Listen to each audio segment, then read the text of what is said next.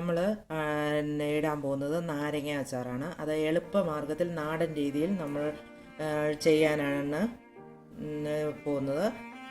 ഇത് 1 കിലോ നാരങ്ങയാണ്. ആ നാരങ്ങ നകക്ക വെള്ളം ഒഴിച്ച് നമ്മൾ അടുപ്പത്ത് വെച്ച് വേവിക്കാൻ പോവുകയാണ്. വേവിക്കുമ്പോഴത്തേക്കും അതിലോട്ട് നമ്മൾ 1 ടേബിൾ സ്പൂൺ പഞ്ചസാരയും കൂടി ഇട്ട് ആണ് നമ്മളിത് നാരങ്ങ വേവിക്കുന്നത്. കാരണം ഈ നാരങ്ങ വേവിക്കുമ്പോൾ അതിനകത്ത് 1 സ്പൂൺ പഞ്ചസാര ചേർക്കുകയാണെങ്കിൽ ആ കയ്പ്പ് രസം നമുക്ക് മാറിക്കിട്ടും. അപ്പോൾ നാരങ്ങ അച്ചാർ കൂട്ടുമ്പോൾ ആ കയ്പ്പ്. അതുപോലെ നാരങ്ങ നമ്മൾ വേകാൻ വെച്ചത് ഇപ്പോൾ വെന്തിട്ടുണ്ട്. അതിൻ്റെ തൊലി നല്ലതുപോലെ വാടി ഒരു ചെറുതായി ഒന്ന് തൊലി പൊട്ടാൻ തുടങ്ങുന്ന പരുവമേ ആകാവുള്ളൂ. അത് ഇപ്പം അങ്ങനെ ആയിട്ടുണ്ട്. തൊലി പൊട്ടാൻ തുടങ്ങുന്നു. അന്ന് ആ സമയമാകുമ്പോൾ തീ നമ്മൾ ഓഫ് ചെയ്ത് ഈ വെള്ളം ഊറ്റി കളഞ്ഞ് നമ്മൾ നാരങ്ങ അച്ചാറിന് മുറിച്ച് 4ആയിട്ട് മുറിച്ചെടുക്കാം.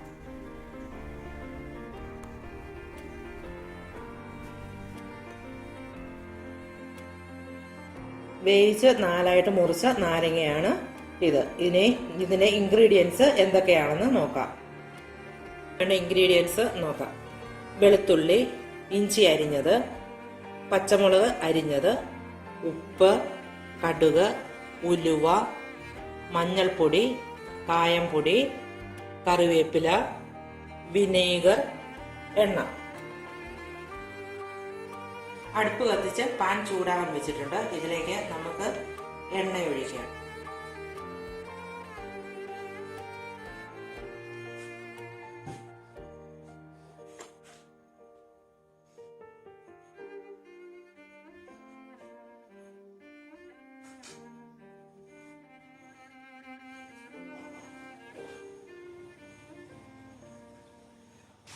എണ്ണ ചൂടായി വരുന്നുണ്ട്. ഇതിലേക്ക് നമുക്ക് 1 ടേബിൾ സ്പൂൺ ഉലുവ ഇട്ട് കൊടുക്കാം.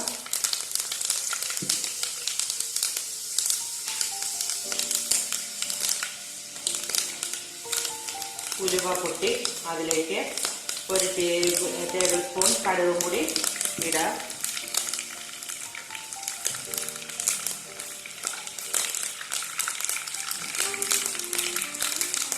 അതിലേക്ക് അരിഞ്ഞു വെച്ചിരിക്കുന്ന ഇഞ്ചി, വെളുത്തുള്ളി, പച്ചമുളക്,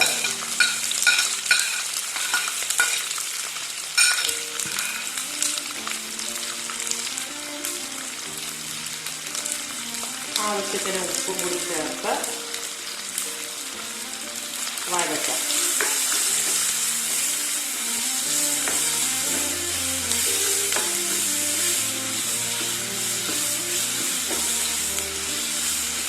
ഇഞ്ചി, പച്ചമുളക് അതൊക്കെ നല്ലതുപോലെ മൊരിഞ്ഞിട്ടുണ്ട്. ഇനി ഇതിലേക്ക്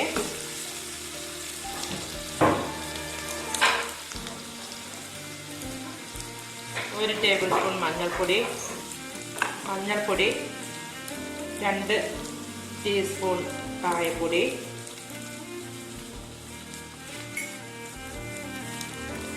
കറിവേപ്പില കൂടി ഇട്ട് ഇത് നല്ലതുപോലെ വഴറ്റാം.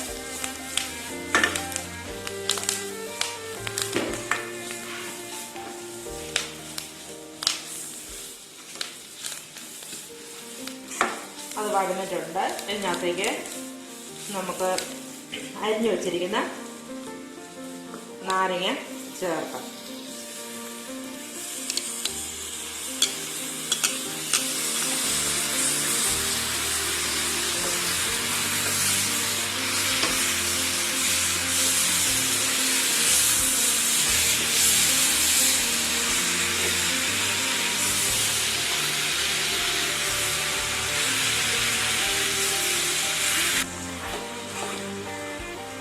നാരങ്ങ വഴന്നിട്ടുണ്ട്.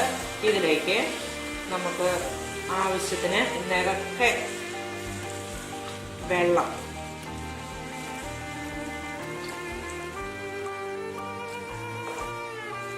ഒഴിക്കാം. അതിനുശേഷം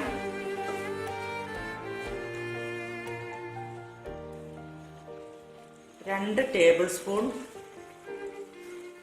വിനീഗർ ഒഴിച്ച്, നമ്മൾ വിനീഗർ ഒഴിച്ചത് കൊണ്ട് ഒരു അല്പം കൂടി ഉപ്പ് ചേർക്കണം.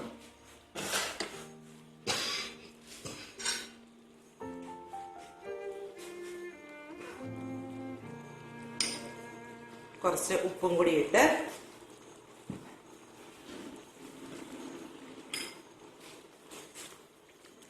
നല്ലതുപോലെ തിളച്ച് ഇതിൻ്റെ ചാറ് കുറുകി വരുന്നത് വരെ അടുപ്പത്ത് വെച്ച് വേവിക്കുക. ഇപ്പോൾ നല്ലതുപോലെ തിളച്ച് ഇത് കുറുകിയിട്ടുണ്ട്. ഇനി ഇത് നമുക്ക് പാത്രത്തിലേക്ക് മാറ്റാം. തീ ഓഫ് ചെയ്തു.